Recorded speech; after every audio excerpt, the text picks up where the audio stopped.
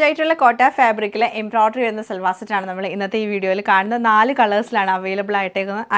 4ഉം നല്ല ബ്യൂട്ടിഫുൾ ആയിട്ടുള്ള ഷെയ്ഡാണ്. ഇത് നമുക്ക് നല്ലൊരു ലെമൺ യെല്ലോ ഷെയ്ഡിലാണ് വന്നേക്കുന്നത്. എന്നിട്ട് അതിൻ്റെ യോക്കിൽ എംബ്രോയിഡറി ചെയ്തേക്കാണ്. മിഷൻ എംബ്രോയിഡറി ചെയ്ത് മൾട്ടി കളർ വരുന്ന മിഷൻ എംബ്രോയിഡറി ചെയ്ത് ഹൈലൈറ്റ് ചെയ്തേക്കുവാണ്.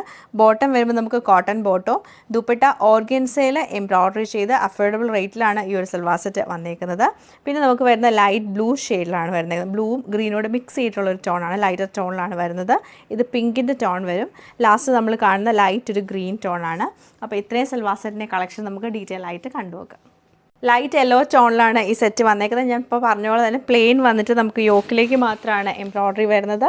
ദുപ്പട്ട വരുമ്പോഴത്തേക്ക് ഓർഗൻസ ദുപ്പട്ടയാണ്. അതിൽ ഫുള്ളായിട്ടും ഈ ഒരു സെയിം കളർ പാറ്റേൺ തന്നെയാണ് എംബ്രോയിഡറി ചെയ്തേക്കുന്നത്. ബോട്ടം വരുമ്പോൾ പ്ലെയിൻ ആയിട്ടുള്ള കോട്ടൺ ബോട്ടമാണ് പെയർ ചെയ്തേക്കുന്നത്. സെയിം എംബ്രോയിഡറി തന്നെയാണ് ഇതിൽ നമുക്ക് ടോപ്പിലും ദുപ്പട്ടയിലും വന്നേക്കുന്നത്. കളറിലുള്ള ഡിഫറൻസേ ഉള്ളൂ. ലൈറ്റ് ഒരു ബ്ലൂയിഷ് ഗ്രീൻ ടോണിലാണ് ഈ സെറ്റ് നമുക്ക് വരുന്നത്. ഇത് നമുക്ക് നല്ലൊരു ലൈറ്റ് പിങ്ക് ടോണിലാണ് വരുന്നത്. ഇത് നമുക്ക് നല്ലൊരു ലൈറ്റ് ഗ്രീൻ ടോണിലാണ് വന്നേക്കുന്നത്.